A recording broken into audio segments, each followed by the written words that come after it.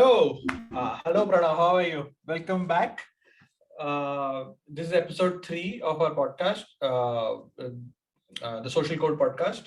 Episode 3 of the work series, where we talk about why we work, what is the point of it, and it actually started with a very basic, I had a very basic question that I have a lot more freedom and autonomy over the kind of work that I do.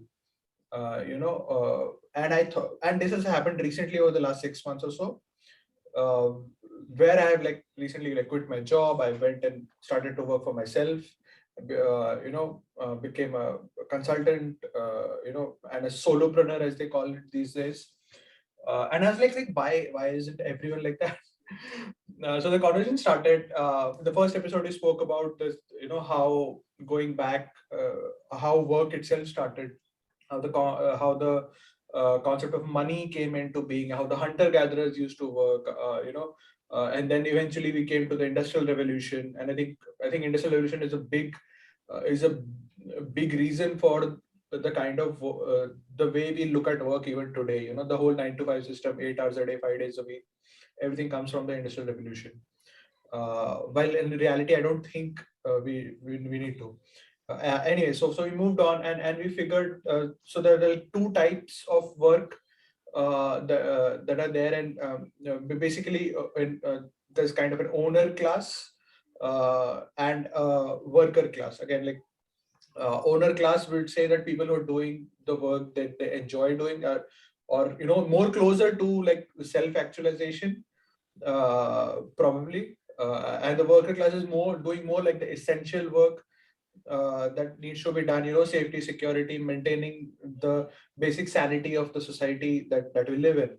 Or owner class can also be called like luxury businesses. Basically, the business owners who have like created systems of creating wealth for themselves and creating generational wealth for themselves. While on the other hand, there are people who are not able to even make daily wages, or make money to feed themselves and their families on a daily basis. It's almost like from the hunter gatherer, we have the hunter gatherers living within us, and we also have the extreme wealthy living within us. So today we want to like go forward, and see that there's a pyramid that has formed, uh, where the extreme rich and wealthy keep getting extremely richer and wealthier, uh, and the base of the pyramid, the worker class people, people working on essential services, is only getting broader and broader. uh, we we want most people to have a lot more autonomy. I don't know if there's a way to break this pyramid altogether, that bring everyone on the same level. I don't know. Sounds a lot like communism to me. But anyways, let's not get into that. Uh, is there a way to shrink the pyramid? Probably, because right now the pyramid is only getting extended. And what do you think, Pranav? Can you speak to me a bit more about the pyramid system? And how have you been since last time? Yeah, sorry for the long intro. No, thank you, Ayush. That was a fantastic intro. I'm super excited about our conversation today and see where it leads Yeah. us. Uh, I've been well, so I've been looking forward to this conversation. I would say let's like jump right into it without much Totally. further introductory comments. So two things already I was picking up on as you're introducing is the Sure. idea of I think we did a reasonable job of articulating what is a reasonable distribution of work. That is, we want Mm, folks to seem like they want to be in the owner class, and it is not about mm, being an owner per se, but it is the type of lifestyle or the distribution of different types of work uh, that you can do. So you can yes. spend some time pursuing topics that you are passionate about. So it could be writing, it could be Yes. otherwise these things, and you don't have to worry about money. You have enough time on Yes. your hands to spend with your family, whether be it with your kids or be it with the parents, the elder generation, and you also have time for yourself. So the idea of Yes. having the freedom or the luxury to spend time across different forms of activity, playing, dancing, doing Hmm. your own thing, Hmm. pursuing your Hmm. own Hmm. thing, Hmm. uh, while having enough to not worry about the essentials, that is what is going to take for survival, Yes. being able to provide food, being able to Yes. provide security. It would be meaningful to think about, while we don't have to exactly define what essentials are, having some level of differentiation between essential and luxury goods. So having food and having a Yes. place to stay would be essential, but maybe having Twitter or having uh, crazy access to luxury goods, which could be super Luxury awesome. watches, cars, big Uh, houses. yeah, right. I don't want to. Yeah, I don't want to put those things down in any way. No, same here. Uh, I don't. That's what I'm saying. I don't think we need to be harsh on making a yes, strict line on what is and is not, because that does not make any sense. One person defining it or a subset of people defining it. But it is totally. meaningful to understand when we say luxury, it is not that losing a luxury good would not handicap you or hinder your survival. Yes, It may be less convenient than your current setup, yes, but it is not inconvenient. Uh, and it's an important yes. distinction, because if you set up Hmm. your baseline as I need 4 cars and an air conditioner and XYZ, while it is not wrong to have that, losing that might seem like it is an inconvenience. Uh, but Yes, if it is not life threatening or security threatening, it may not be an inconvenience. It may just be less convenient. So, as somebody who's listening, or for you and between you and me, also we can have discrepancies. yeah, But the broad class of actions that might be, this is highly luxurious and this is essential. right, Let's keep that distinction fairly clear. And the reason that for sure, becomes for sure. important is the other piece that you started to mention. And in our previous episode, we were discussing how, as long as we are engaged in an owner class that is driven by luxury businesses, so businesses in which Hmm. you are, business can be of two kind in this world. Then one is you are providing essential services, something that is Hmm. required for the survival of the entire populace, so food or healthcare, versus you are providing luxury goods, something that Hmm. has perceived value for people.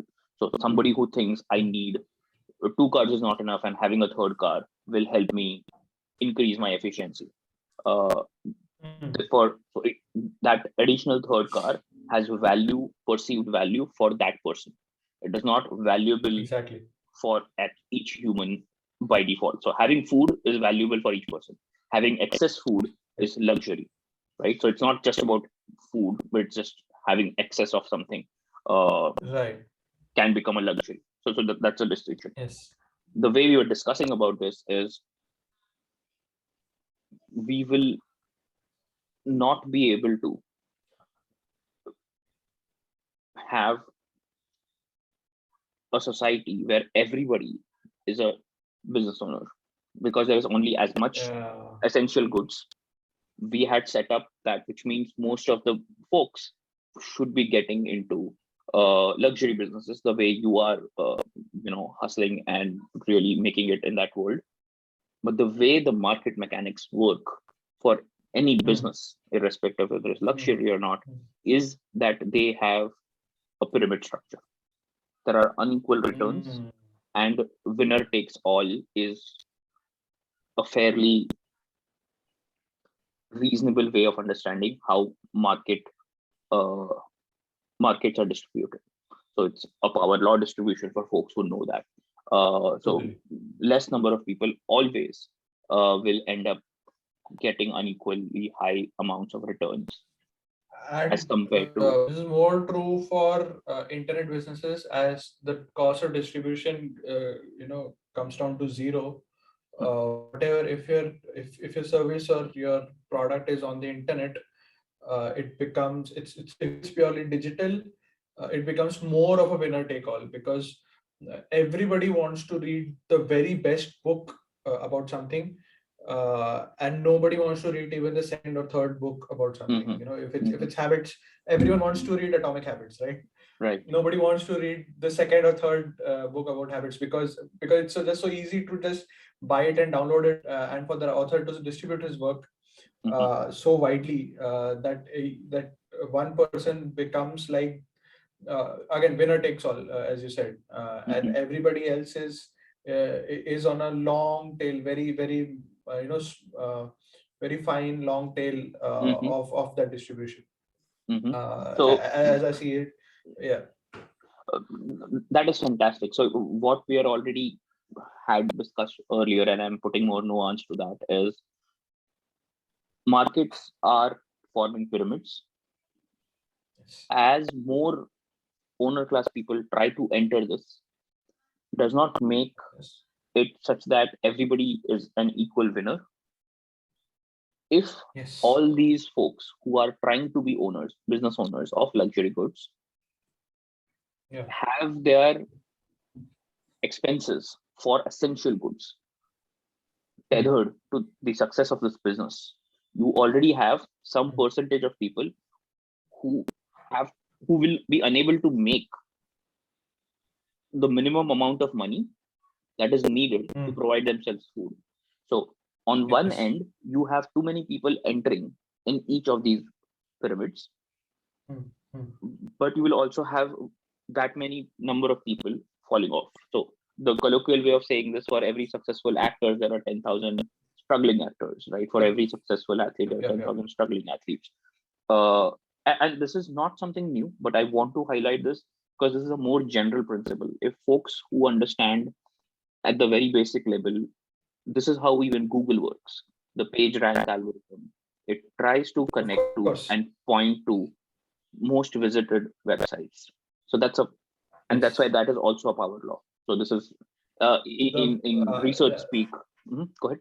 Yeah, I'll just add one thing. The best place to dead body is on the second page of Google. Because nobody goes there, right? Right. It's a graveyard. Everybody gets their answers everybody gets their answers from the first page of Google, and the first page results get all of the traffic, while anything on the second or third page gets no traffic. It's a perfect winner take all, and literally pyramid structure.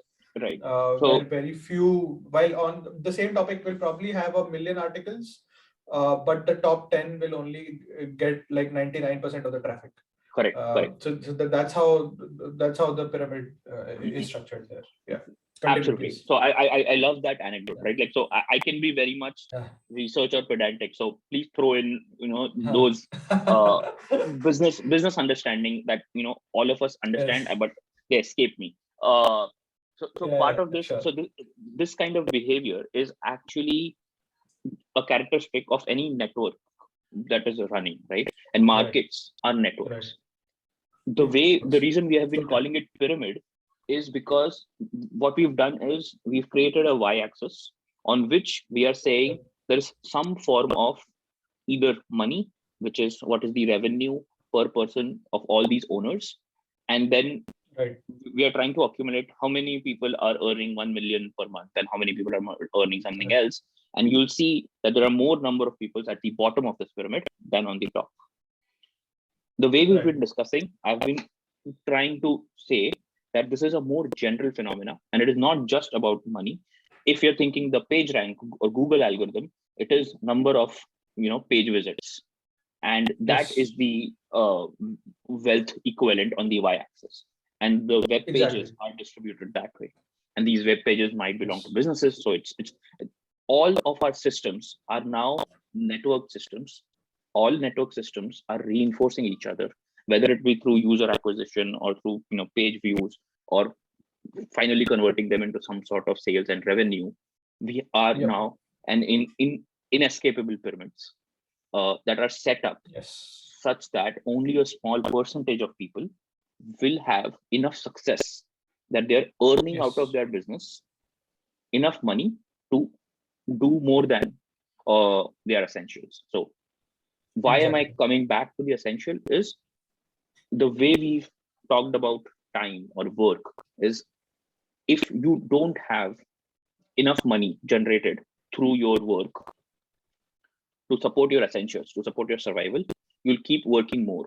And where is that time to work more coming from? It is coming from your time towards your family, towards your passion projects, and all of these things. Yes. What you highlighted is, we need to get to a society where most people can have that much time beyond their essentials. Yes. What we understand is, a pyramid structure directly does not lend itself to having a society where it works for everyone. It will only work for the top N%. And this is, again, you and I can choose wherever we want to cut this pyramid. It will work for only people above it. There's a hard line that is, below the survival line. So whatever is your essentials, if you cannot make that much money, you'll be out.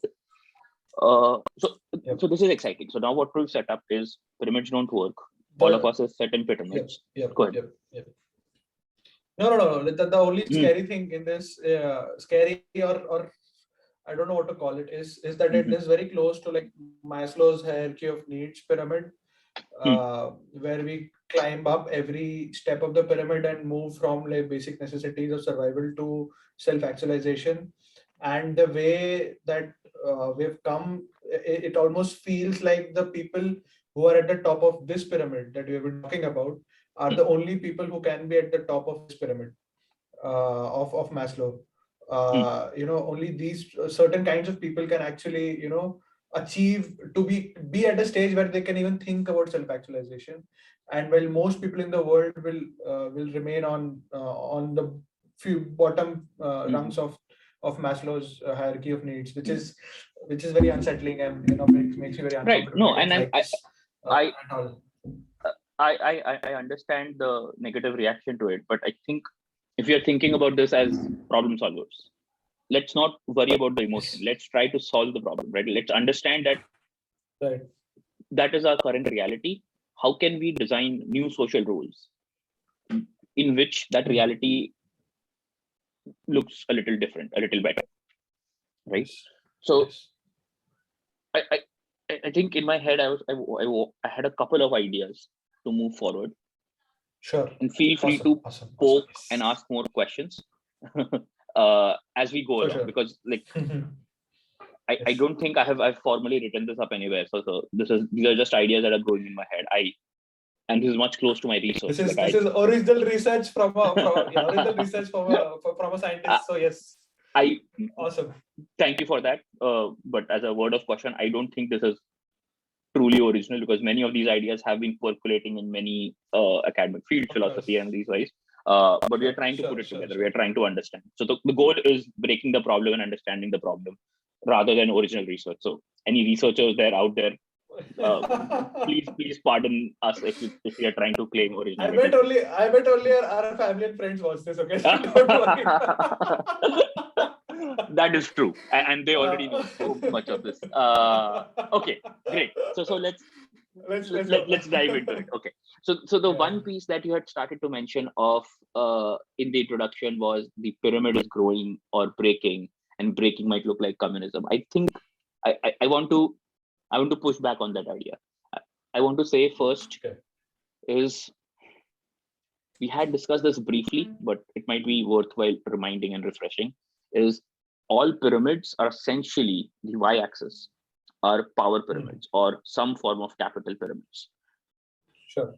All market mechanisms, which is in a way of saying capitalistic approaches, are built such that capital is not getting distributed, it is getting accumulated.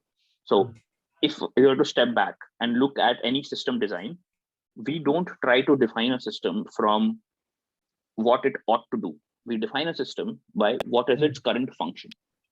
So the market mechanics, the way an owner employer or owner worker class interacts and form a pyramid, the rules that are governing and building this pyramid, if you were to look at the function, then we would say the function of all these rules is capital aggregation or power aggregation, right? It is not trying to say everybody should get equal. What it is trying to do, it is trying to generate mechanics such that as and when resources enter the system, they move through the system, cycle through the system, but they keep getting accumulated towards the top, right? All market principles work that way. We visited the idea of a UBI and said, why UBI won't work? Because it would create inflation. But a different way of looking at that entire situation is all the money is now getting spent on essentials, which are more expensive, but that money is now making its way up to the owners of those business classes. So who provide the essentials. Right.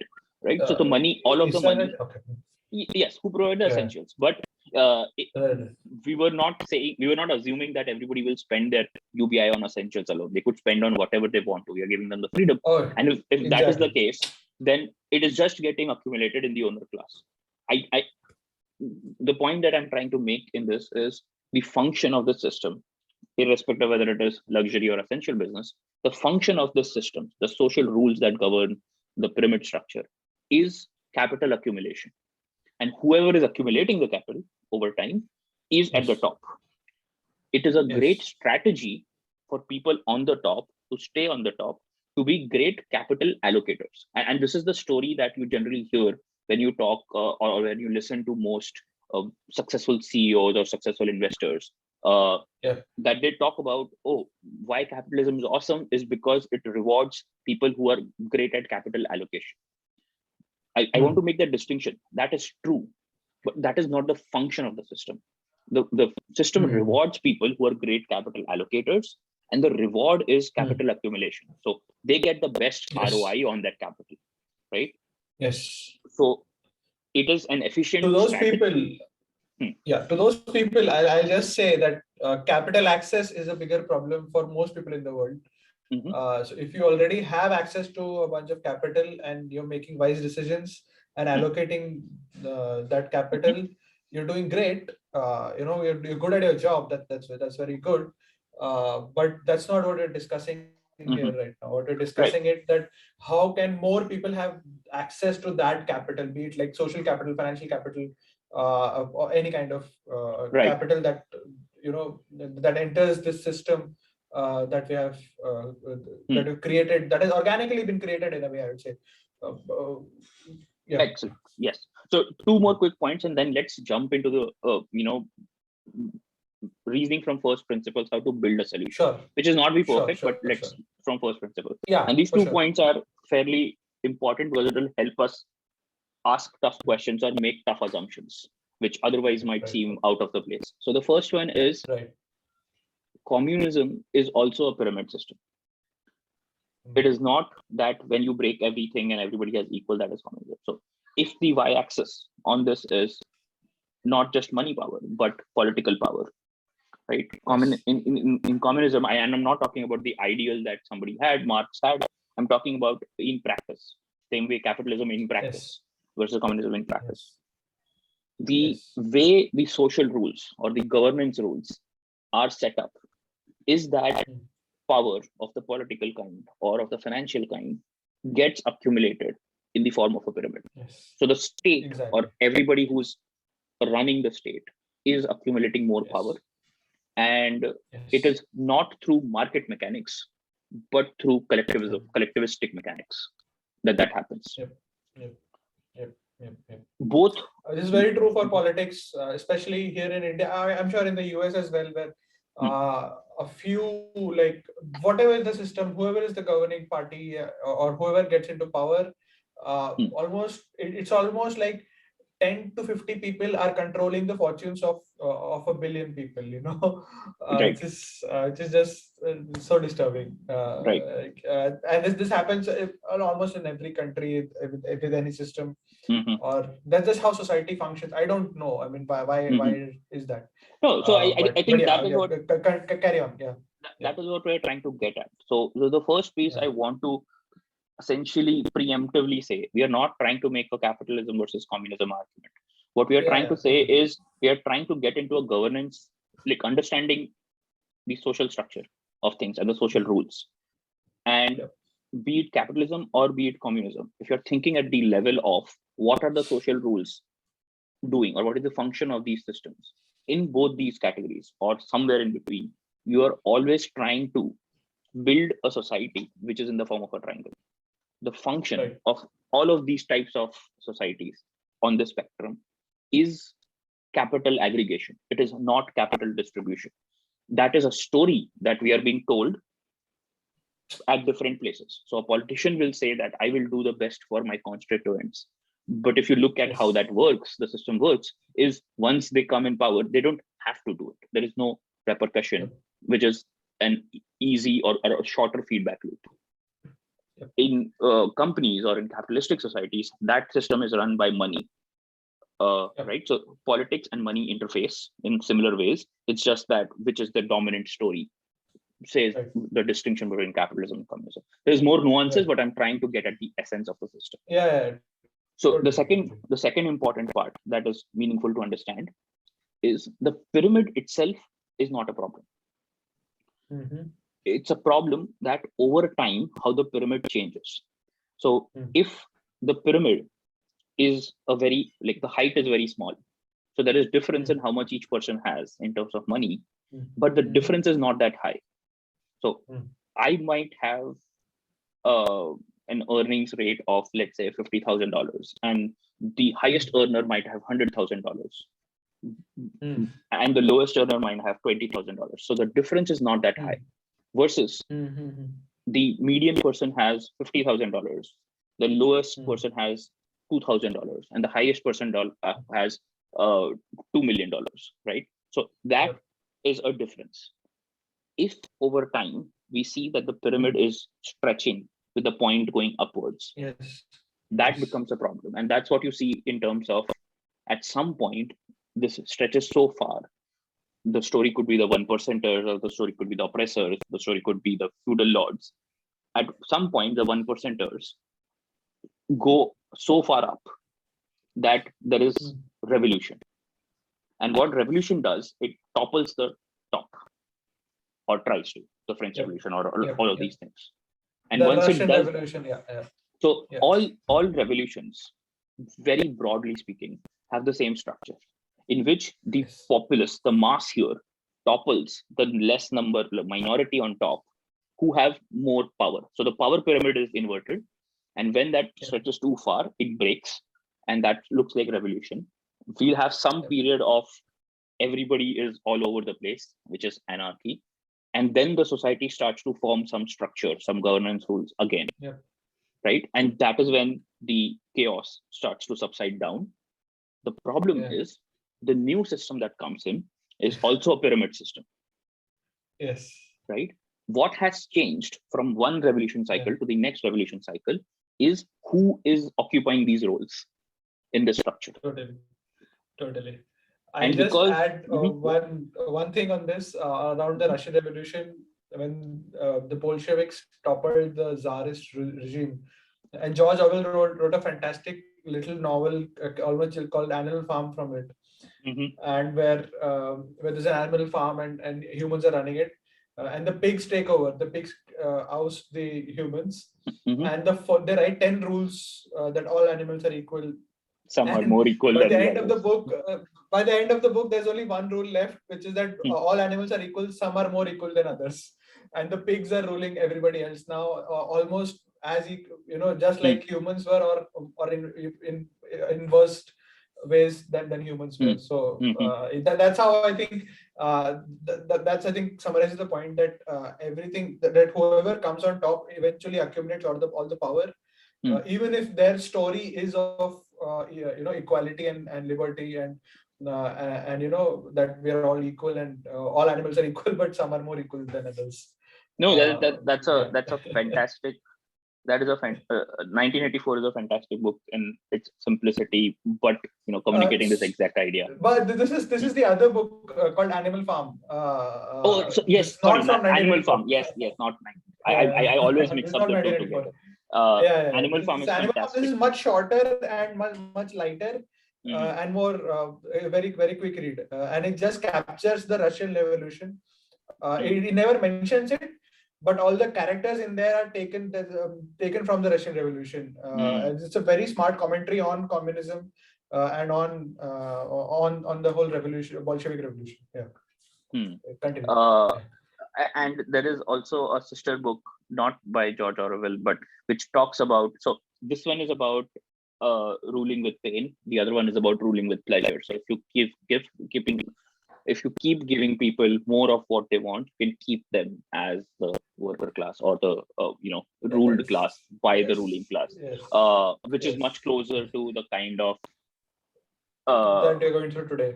That we are going through today with the smartphones and with the attention economy and all of those pieces. So I think regardless of whether somebody rules by pleasure or by somebody rules by pain, what is clear is that the problem may not be in the pyramid, but the social rules that govern how the pyramid changes. So if the pyramid can be kept in check through societal feedback mechanisms, that the pyramid, there is a value in having the pyramid. So let's just say, I'm not suggesting by any means that we should not have the pyramid, because having the pyramid keeps the resources flowing. You still need innovation, you still need competition, right? The problem comes into fore is when the pyramid becomes too stretched in one side, and the power, all kinds of capital, financial and political, and all of this starts to. So all these different pyramids and different power centers start to collate into one, and just a set of people arise on top. That is not a place where we want to live in, because then most people are pushed below that imaginary line that we were drawing, in which they have enough time to work on something beyond the essentials. So these are all fantastic pieces. So quick takeaways: we want some form of the pyramid. We definitely don't want the pyramid to be growing so that it becomes too stretched and break. So that's the natural societal mechanism for rebuilding the pyramid. But what we really need is to understand how to keep this pyramid in check. So what are the new set of rules, social rules, that will take us to a place where we break this cycle. We are able to maintain the pyramid and go through changes generationally, or just work-wise, or as more innovation happens, or the problems that we face change. We can keep people cycling through the different aspects of the pyramid without going through the cycles of break the pyramid, anarchy, and then rebuild, and those pieces. So now let's start digging into. So now let's keep this conversation on one side and come back to a few pieces that I want to introduce, which will help us think about this. Yeah. So this was, I think, Aristotle's work, but let me simplify what is being talked about. Sure. What is the point of work is the sort of a part of the question that we were answering. It was about survival. It was about security. So there is this baseline. Let's call everything in that category essentials. And then the non-essentials were not about luxuries, but those are about pursuing your passion, spending time with family, social, all these things. So if you focus on that and understand,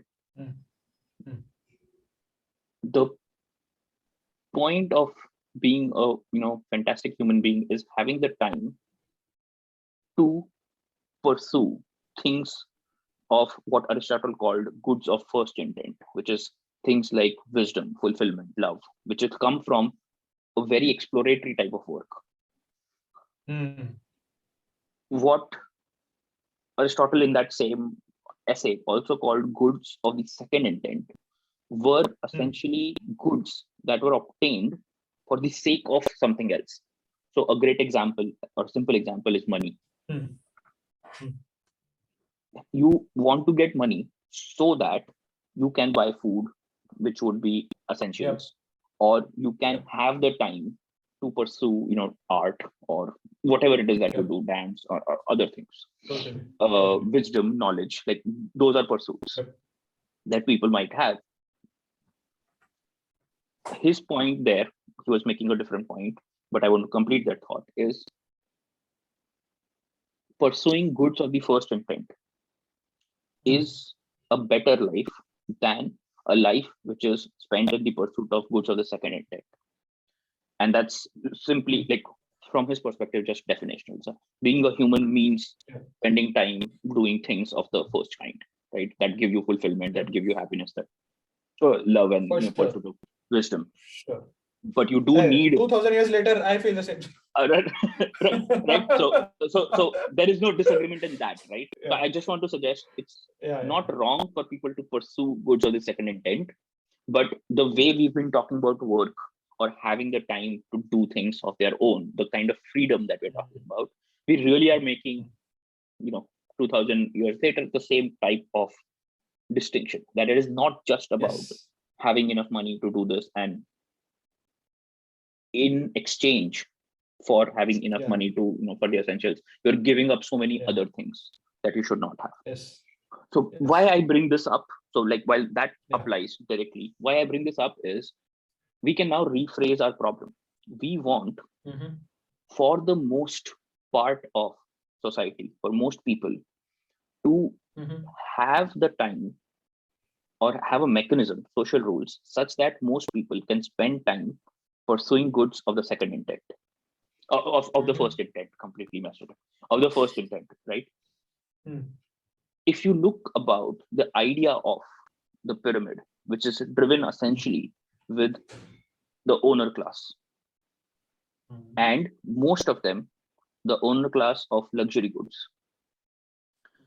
we have to step back and ask what is it that is being achieved by being an owner class and a worker class in the luxury goods space. The answer there is it is goods of the second intent. Why this is exciting to you is because if you are a successful owner class person, it gives you enough money that you have the time to pursue goods of the first intent. Right? My question is, let's shake that assumption. Let's really get at it and say, why do we need businesses of the luxury class kind, right? So we'll come to the essential class later. We may need the pyramid there, but if the pyramid is such a problem and it keeps growing and gets supercharging, good reason to ask is, let's get rid of the pyramid completely. But that is true, we cannot do that. We still need market mechanics through which you can distribute food, which you can generate food, which you can have innovation or technological things. So I don't think we can completely get rid of this. But let's talk about luxury goods. The reason you are in the owner class was not because you wanted to be the owner. It's because you wanted the freedom to do certain things. And part of it, you are trying to optimize at your local level by trying to do things that you enjoy, which is goods of the first kind, but monetizing them into a business. So what you've done is you're pushing your pursuit of the first kind and of the second kind together, and they're now at odds with each other in a way of speaking. But you have to run a business sort of while you have to write it. If you're successful in aligning them, you might start to win. If there are too many people who are successful in doing that, it becomes harder for people to win there. So the competition is always race to the bottom, in my perspective, because most people find it harder to make a living. My question, or rather the big push that I'm doing here, is what if we unlink these two? What if we say,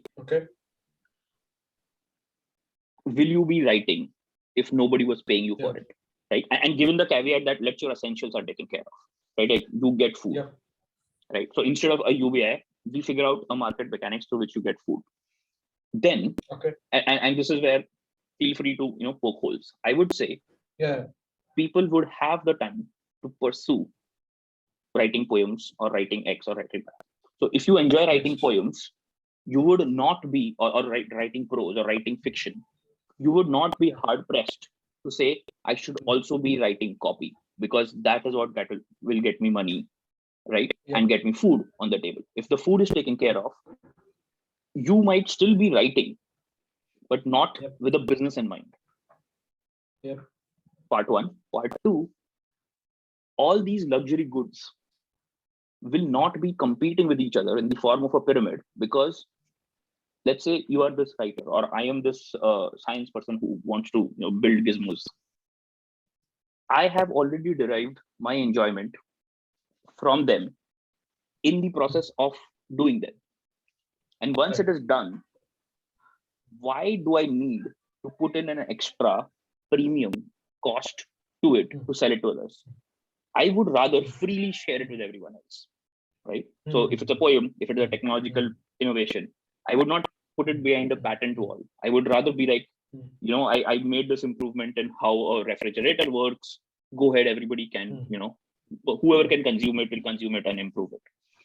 I would not feel the need to add the money side of it because I don't need to earn from it, right? I don't need to pursue the secondary objective. So agree. One way of I'll thinking just about add this. my example. Sorry, I'll just add my example to this just so that it becomes more more context, more specific. Is that I get so I love writing. I've loved writing for a long while. I became a freelance writer, then a copywriter, and now a tweet writer. Literally, like I get paid to write tweets for other people. For a long time, I wanted to pursue writing haikus. It's a different skill set. It's still similar, but it's different. It's more creative. I don't know whether I'm good at it or not. But I did not pursue practicing that skill or that hobby rather because I didn't have the time for it. Plus, I knew that it wouldn't make me as much money. So that's why I took a turn and I started practicing writing tweets because I thought that I could add more value to the world and probably make money and someday make enough money that I can pursue the goal of writing haikus.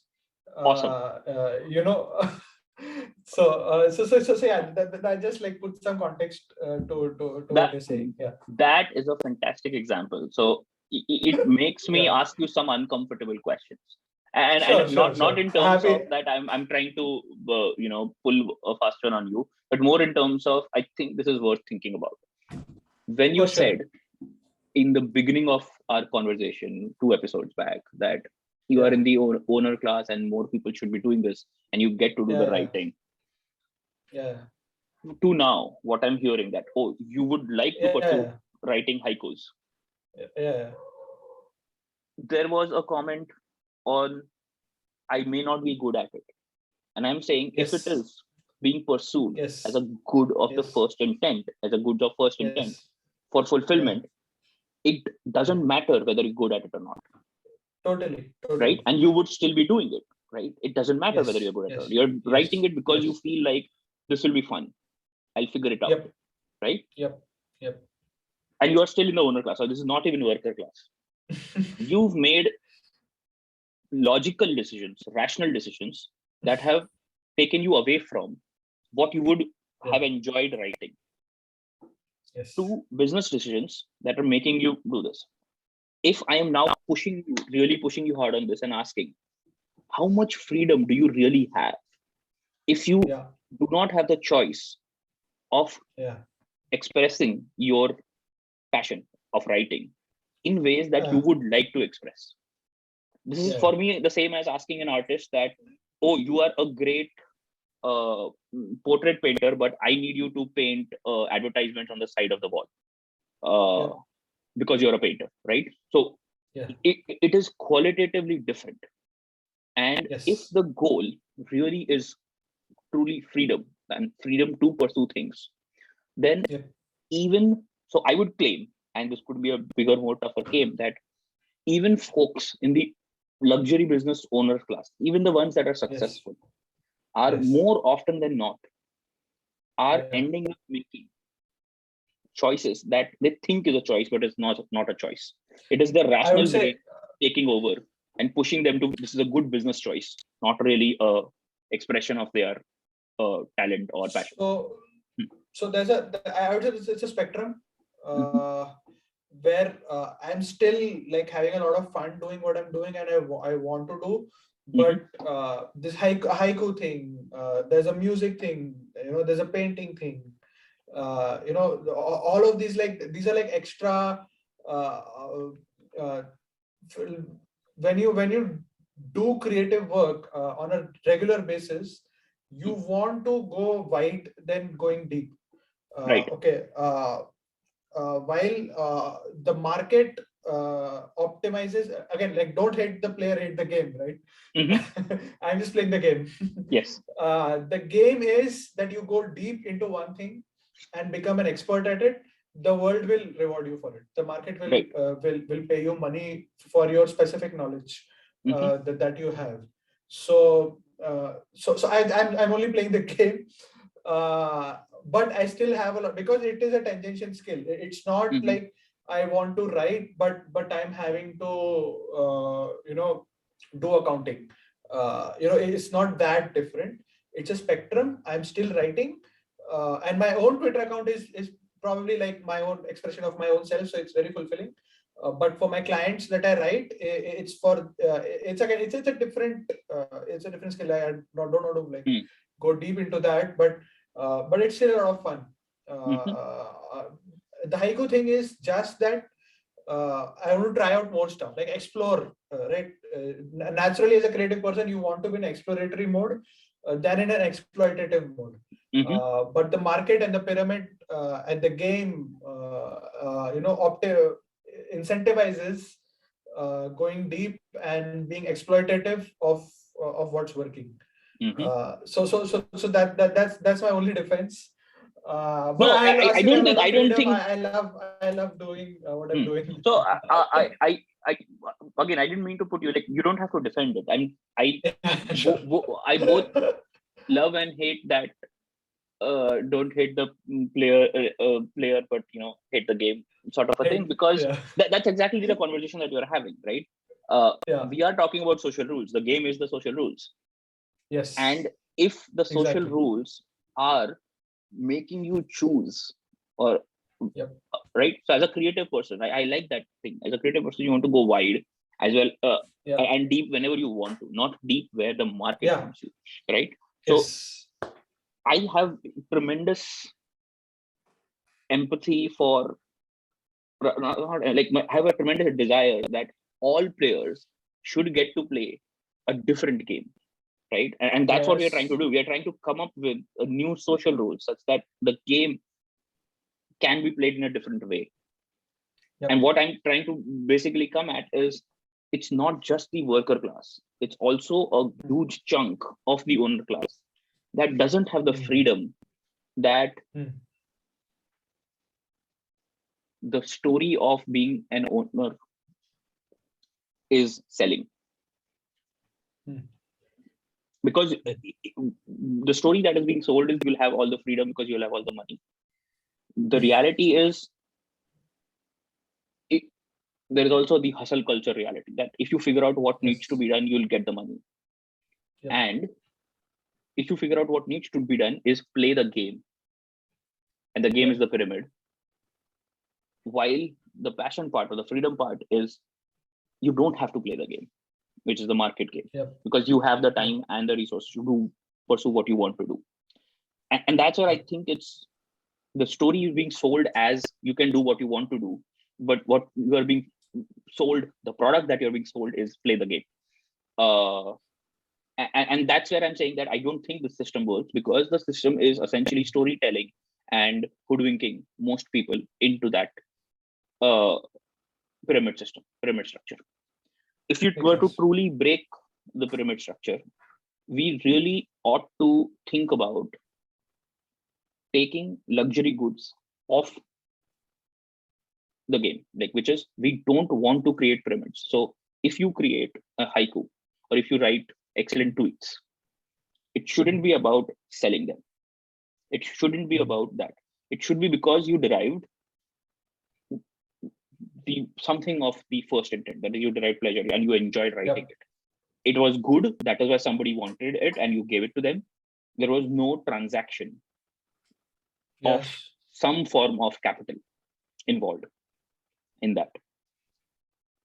The problem that has become is, as a society, now, not as individuals, as a society, we have become, in a manner of speaking, very unidimensional, which is, all aspects of each person's life in the society are connected through the same network mechanism or the same governance mechanism, that is the pyramid. We know that the pyramid is a problem, and what we've done is, we've connected everything to that pyramid.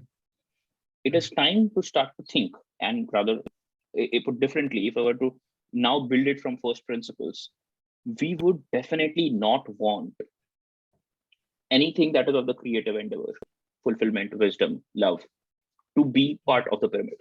We should not be selling things for, rather, if you've already drawn the line, we should not be selling things beyond what is essential for survival. So we should have a market mechanism for food for everyone, or sewage, or healthcare for everyone.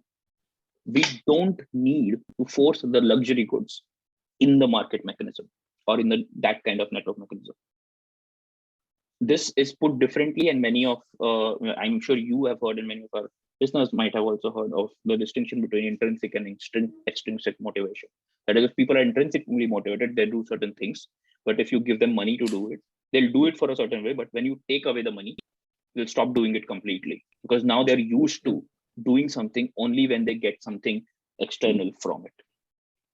By tethering all of these luxury expressions, or rather expressions of somebody's passion that creates luxury goods, into the market mechanisms, what we've done at a societal level, converted all this tremendous potential of intrinsic motivation into extrinsically driven actions and messed it up for each individual. And then as a society, because we put everything in the pyramid, that becomes a problem.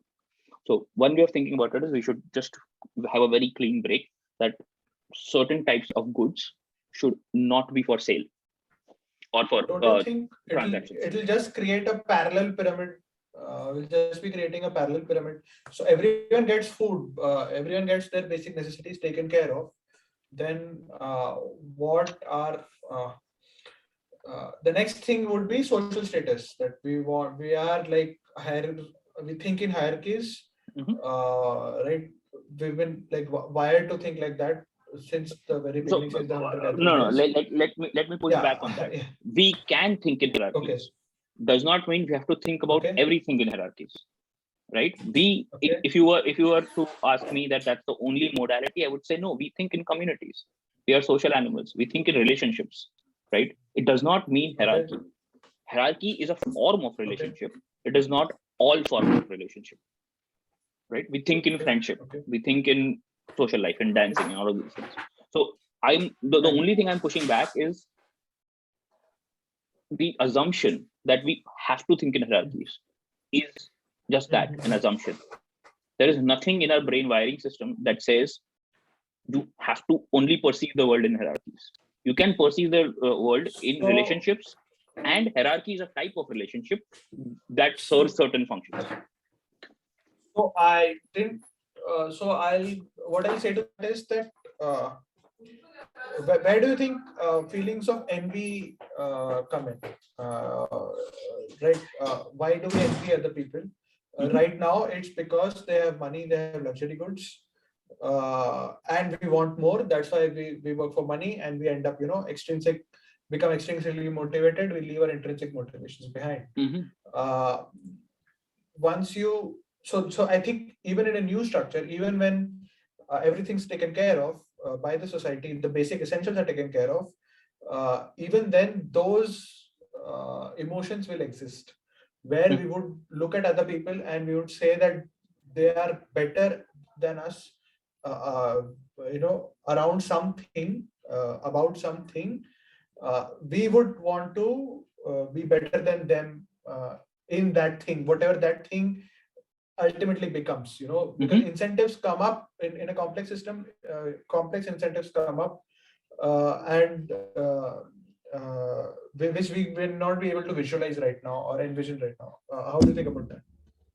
To make sense, I think let's examine that idea of, if it is not a money hierarchy, it will be some form of status hierarchy. Yeah, exactly. Yeah, status is the word that I was looking for. Yeah. So let me ask you a question. And again, we made an assumption that essential goods can be distributed. So we can come to that later, but I don't think we need to revisit the pyramid or how that works. It is part of it. Yeah. Totally. But within the luxury goods space, if we are, with me on this is not working through the market pyramid. Like, you're not building things and selling things for the sake of that. Now tell me, what is the value? So I understand when you're comparing wealth, somebody has a bigger house, I have a smaller house, this is a problem. And once we start playing that game and more than two people join this game, it starts to form a pyramid that the highest person, the biggest house is on top, and then, all of that laying downwards. Now the question to you is, if you've taken away the money aspect of it, what is the status hierarchy based on?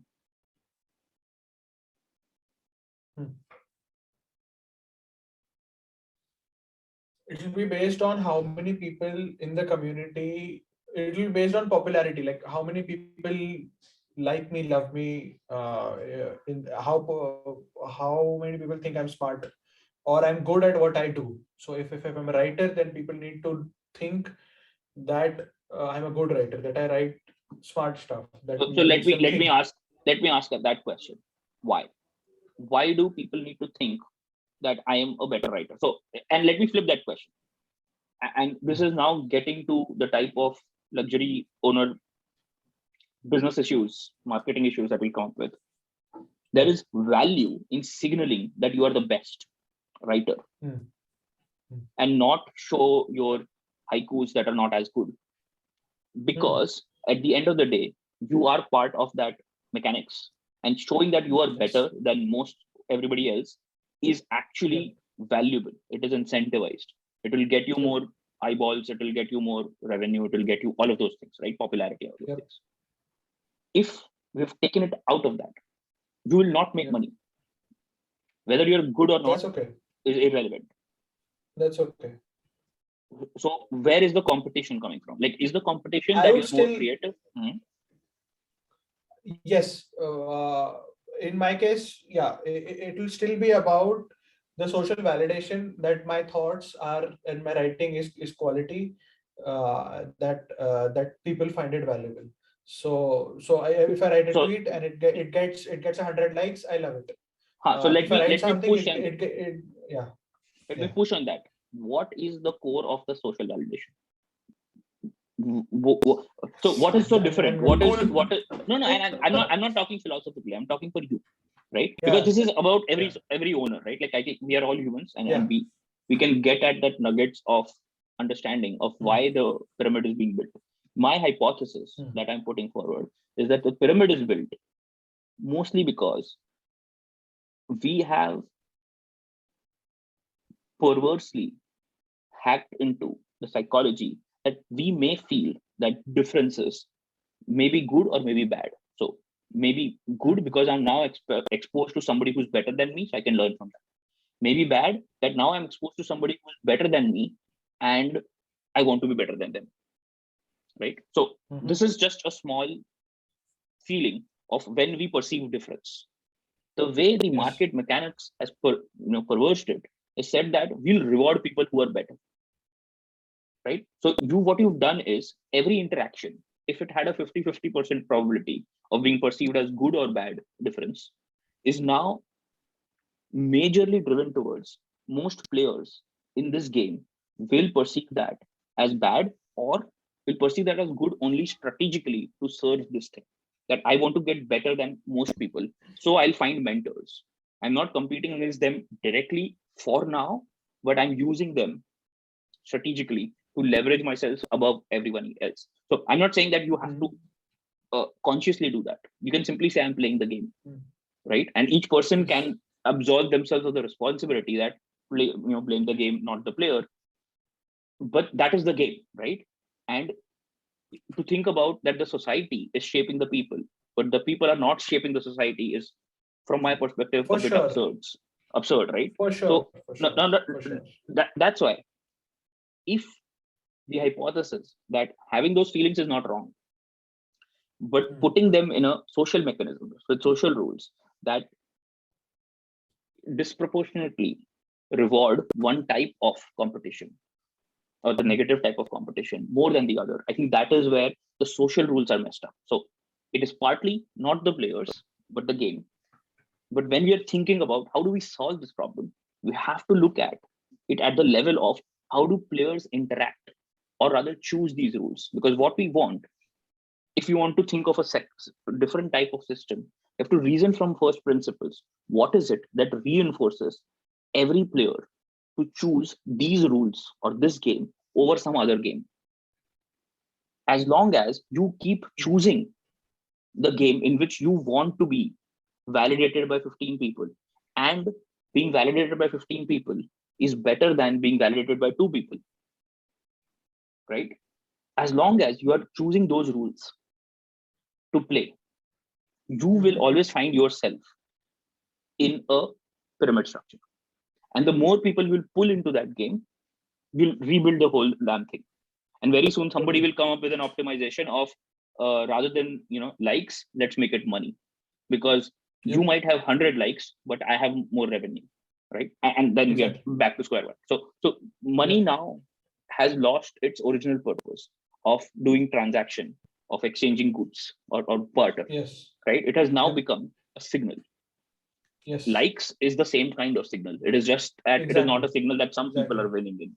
So let's so while we can talk about the problem with the game, if you want to solve it from first principles, we have to ask the question that I'm asking you, Ram.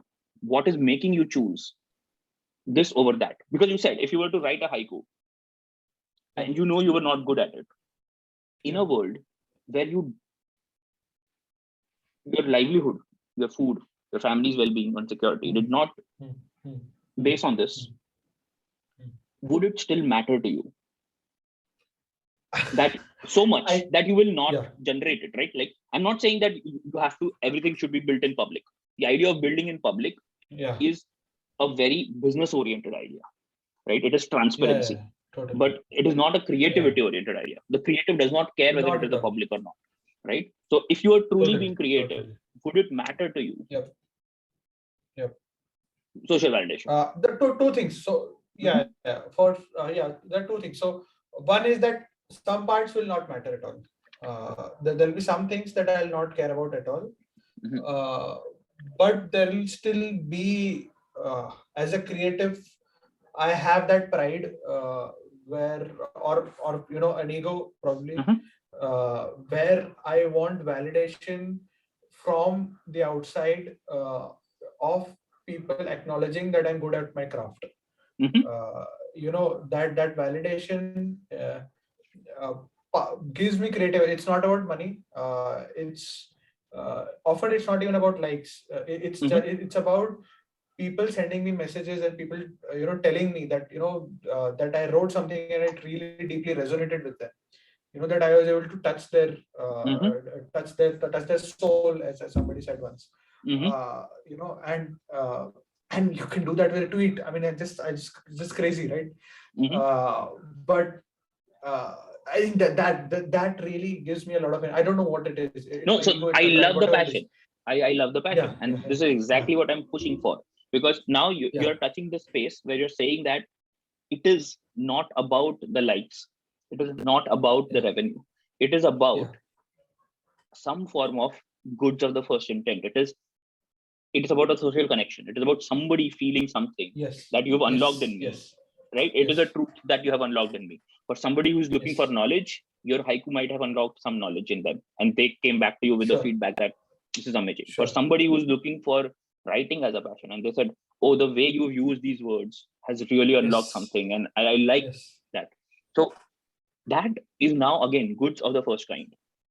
There is absolutely zero need to wrap this around a secondary form of likes or money or some form of comparison, right? Like, what is the need that, oh, my haiku has touched more lives than somebody else's haiku? You don't care about that.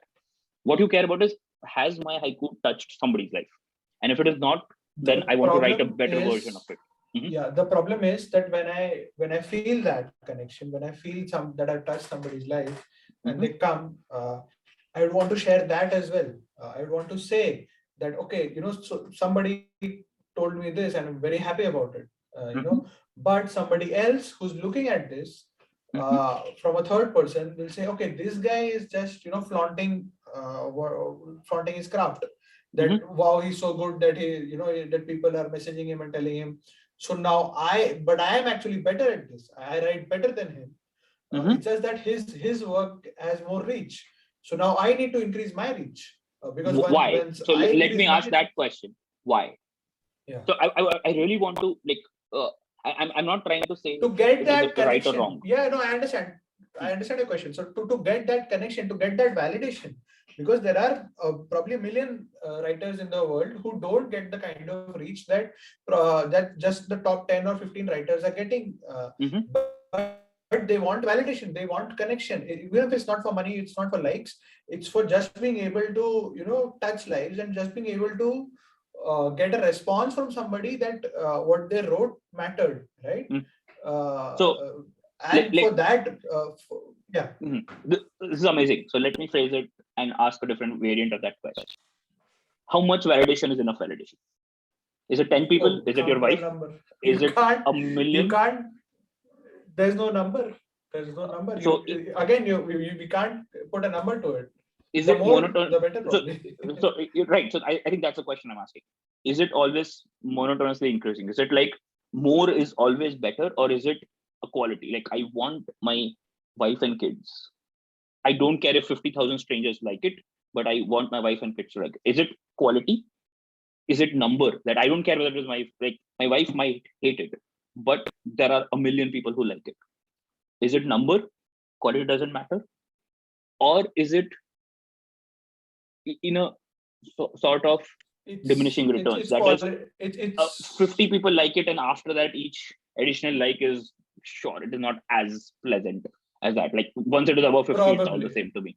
Probably there's some kind of Dunbar's number there somewhere that you can only have certain number of meaningful human connections. I think so. The Dunbar's number is that the number of meaningful human connections that you can have, 150 or 200 or something like that in a lifetime. And I think there will be diminishing returns beyond that point. But I want to have those meaningful connections and correct. So here's the thing. That many meaning the quality does matter. Yeah. Okay, so it's not just about a thumbs up. It's about a long message that somebody writes. Saying something. So when does reach stop mattering? So like what you said, quality matters, and the number is probably diminishing returns. Dunbar number was thrown around, right? So when does reach stop mattering? Which is like, oh, I have 10 people validating, he has 50 people validating. So I need to have a better reach because I know I'm better than him. Okay. So like there is more philosophical questions there. Why do you know you are better than him? Why not he better than you? And why does it matter who is better? Like, but this is not that topic. We can get into that topic later. And it is an important topic because I think it connects with the idea of education and what kind of education should we have. Our current education system fails in many ways, but to improve it, we need to think about what should the education system do for an individual. And I think this connects with that. This could be a great topic of conversation later on. For sure. So let's keep that kind of a question aside on what does it mean to pursue your passion, and should it be comparative passion pursuing or not? Let's come back to the idea of, let's assume that you need validation and you need more validation than somebody else. On one hand, you've told me psychologically you need more validation than somebody else, so you feel like you're on the top of the pile. On the other side, you've also said that it's probably a both quality and diminishing returns situation. So now if you put both of these together, you're basically saying that you need a tribe, and once I've hit 150 Dunbar number of likes, and somebody else is also 150, or maybe they're 152, it stops mattering. Yep. Or will it go to millions? No, it's not about the millions. Not at all. Okay. Because it can't have meaningful connection with a million people. It's about having qualitative, strong, meaningful connections with a few number of people. Again, tribal. I think we are tribal. We keep going back to this, that we are tribal beings. So we want that tribe of like-minded, not like-minded people who appreciate our intrinsic crafts, I think, Mhm. is how I can best put it. Okay, so now we are Yeah. getting somewhere, because what we've done just now is an Instagram or a YouTube type of system in which the likes can go in the millions and the Yes. views can go in the millions, Yes. is really not going to be a reality in this society, because most people will Right. stop caring about it, right? So in this society where your luxury passions, or like the luxury goods, are an secondary output of your pursuing your passion, in this world, Right. any network that hosts such outputs or such goods can very easily have a cap on, if you've reached 150, you've reached enough validation, right? And beyond that, you don't, as a creator, you don't care about the validation. So if you've hit 150, some number of people have validated your thing, and that could be a signal for people that, oh, if somebody wants to come in new, look at it, they can look, and that's it, right? So the competitive games have a natural way of coming to an end, which means, so I'm connecting it to the pyramid. The pyramid Yeah. cannot grow on top heavy direction infinitely. Mm. There is a Mm. natural way the pyramid can hit a ceiling, and that ceiling, so this is where it is very important. The ceiling of 150 is not so far away that somebody who is starting out as a new creator seems that this is unscalable.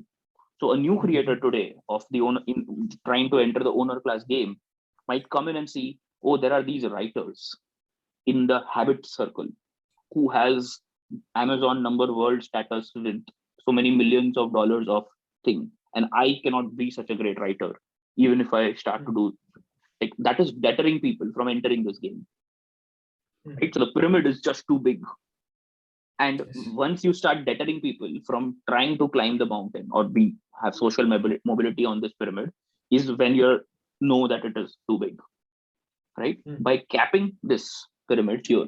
So again, I am not saying that taking the luxury, or like taking your passion, expression of your passion all the time, and the output from that time out of the market mechanics does not create pyramids.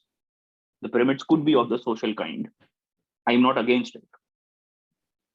I think there is more to be thought about. A good education system will perhaps help creators Yes. not think about pyramids, but that's not the question. I'm saying, like, let's say there is still there's always variance in people. Some people will always want validation for one reason or the other. They'll always want to compete, right? But by putting a cap on how much you can compete, right? Once you hit 150, you won. That's it. What it does is it caps the pyramid in these luxury goods, and it does not hinder from new people thinking that because Ayush has achieved success means I cannot achieve success. So you've taken away the winner takes all messy mechanics that breaks I the. like the Mhm, yeah. I love the analogy of the Olympics or track and field events mhm, where it's a 100-meter race, and and Usain Bolt is winning that race right now, but it's a 100-meter race. If you can run faster than Usain Bolt, if you can train and run faster, you will beat Usain Bolt. You will be the number one winner. mhm, It's not like he's already been running for 10 years and all of his meters are getting accumulated, and now like nobody can actually match up to Usain Bolt just because he's mhm, been running for so long, mhm, and the returns to him winning so many races are so high that nobody else can even think of entering a 100-meter race anymore. Or everyone in the world can train and run a 100-meter race and win and be the fastest person in the world. right. Right. And I would say to breathe healthy competition, think of it not just that way, but also you can be thought of it as the way you have the Iridos ranking system in chess, which is every chess master, whether you're starting out or at the peak of it, you get some score, and that score Yes. is only indicative of what is your current outcome. So in the 100-meter race is Bolt does it in n seconds, you do in 2 n seconds. This is Exactly. nothing to do with, if you want to have a competition, you know what the goalpost looks like. You can keep competing Exactly. ad nauseum, but that is not connected to your ability to Yes. earn money or your ability to enjoy the sport. Somebody might enjoy the sport Yes. for the sake of beating Usain Bolt. Some others might enjoy the sport for the sake of consistently hitting 2M, which is half the speed of Exactly. Usain Bolt. But now, if you wake me up in the night, I'll be able to do it. Right? Like, I don't know. People Yes. have very different motivations, and that's the idea of creativity. Any Yes. system of Yes. social rules you Yes. define, Yes. you Yes. cannot be Yes. too straight arrow or constrained. You want the No. creativity, and you want to Yes. give the people the space. What I've Yes. said differently in some time back was, all of our current games, by putting them in a network and a market and a pyramid structure, the society Yeah. has become unidimensional. It doesn't matter Yes. what aspect of your personality it is. It is Mm-hmm. now being run in that, Mm. not just a pyramid module, but the Yeah. pyramid at the scale of the entire world and money. So there are people Yes. who are saying, I'm more spiritual than you are. Like, it does not make any sense. Uh, or I've done 4 hours of Yeah. meditation and you've done only 2. Does not make any Yeah. sense, right? Because that is not the point of meditation, that doing more meditation is better. I've read more books than you have. Right. It is absurd, but somebody in that space Yeah. had that space flourished for enough time can say, don't blame the player, blame the game. Because now, Yes. as a Yes. society, you've come to accept doing more meditation or reading more books is better than reading less books. Now, reading some Yes. books is better. I have got Yep. nothing against it. I'm not saying reading no books is the answer. I'm not taking that space. Yep. I'm saying people should have the choice to read as many books as possible, and it should not be connected to hierarchy. So, okay, Yes. I think. I'll just add one last point before we wrap Mhm. up. I love the sports analogy in this. That has come out that I think everyone can play the sport, play any sport in the world. Uh, but how society functions is that the very best, in monetary terms, in terms of likes, the very best get like extreme rewards. They are top of the pyramid, but the people at the bottom of the pyramid are still incentivized to play the sport just for the sake of it. So Mhm. if I love playing cricket, if I love playing badminton or tennis, I'll go out and play the game just for playing the game. I know that I'm never going to beat Federer, I'm never going to beat Virat Kohli or Rohit Sharma in that sense, but I'm just playing it for the sake of playing it. And then it's just now we need to figure out how do we, feed the people enough, take care of the basic essentials, so that they can keep going out there and playing the sport that they love, and not attach a monetary value or a monetary goal to playing the sport that they love. Mhm. If that Excellent. makes sense. No, that Yeah. that is an excellent summary. I 100% agree with. We've identified the or re-emphasized the big problems of the pyramid structure. Yeah. We've Yeah. partly tried to push and reason from first principles that if the goal is to have maximum people in a space where they have the time to express themselves and not fall prey to pyramid like situations, then it Right. is meaningful to divorce time spent doing your passion, time spent, with your family, with all of these things. One, there should be time and it should not be tethered to your ability to have access to essential goods, food, survival. Mm, mm, mm. And then whatever you build or do should, the goods produced should be a byproduct and not the primary goal as a business. So, Right. very bluntly put, taking a very strong stance, if I were to reason from first principles, I would say luxury businesses should not exist. Luxury goods could exist. Luxury businesses should not exist. Should not exist. And here luxury is not just you have a very nice Rolls Royce. Here luxury is, if you're a good carpenter, you can make high quality uh, furniture. If you're a great writer, you can make high quality prose or fiction. And if you're a starting writer, you're a highly passionate writer, you can be on that scale of learning and being an apprentice from good folks without the two people involved in that transfer of knowledge or in that sharing of passion also have to worry about what's the business implication, right? So it is less strategic, more expressive, more focus on, am I making a difference either in my life or in somebody else's life? If it is a multiplayer sport, people should have the choice to engage in any activity to any level of creativity and skill. And that is only possible if you decouple these activities from money activities or life survival activities or survival outcomes. Today, we've covered this. A big point that we have to revisit is perhaps the idea of how do you create an education system that helps people be good at this, right? As against be good at playing that game. Because today's education system is geared towards that. And, some might argue, including me, it's not even good at that, right? It's not even good at giving you the skills that will help you play the game. I have strong opinions about the education system as well. But for some other podcast. Given that might probably be a good idea to pick up as a next topic. So for now, I think this seems meaningful.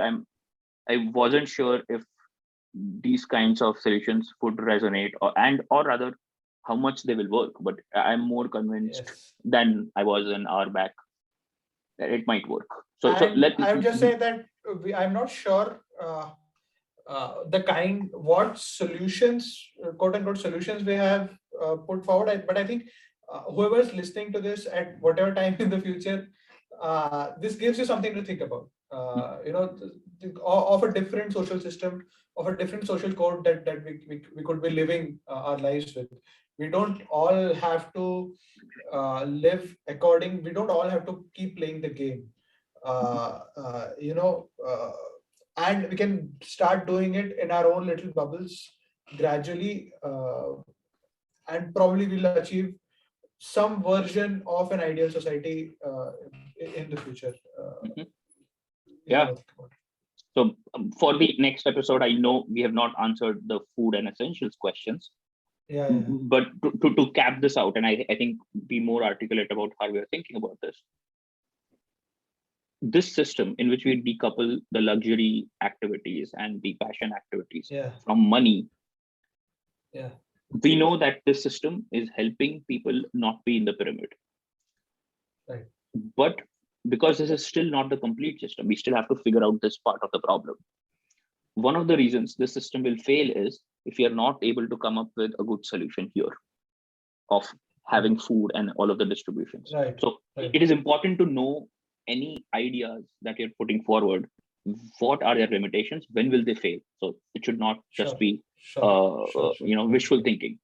This system as a whole has two parts. One is luxury and passion, and the other is essentials.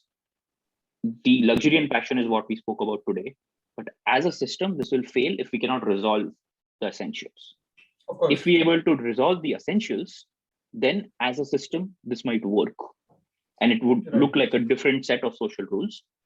But moving forward the next time. So the reason I'm making this articulate now is next time we'll be talking about this problem, and we want to create a self-sustaining solution for the essentials. And if this is self-sustaining, then this should work as long as we can keep those guardrails on how passion is converted into or skill is pursued and all of those systems, and they don't devolve into this. And the other reason I bring this up is for any listeners, and I wish you as you go back and think, is feel free to think about new ways of setting up this problem, right? This is not the only solution. There are other solutions to it. And I'm very happy, and I think we both are very happy to engage in new ideas in which this happens. But I do want to push you on, don't think in terms of visual thinking. Understand that this is a partial solution. So you can have another partial solution, but you need to know what else do you need to make this work. In our case, we need a self-sustaining system for essentials to work. That's pretty much it. I think this has been fun, and I know we are way past time. Let's jump off. Way past time. So yeah, we can say goodbye for now, and see you next week. All right. Have fun. Bye. Good. Thank you.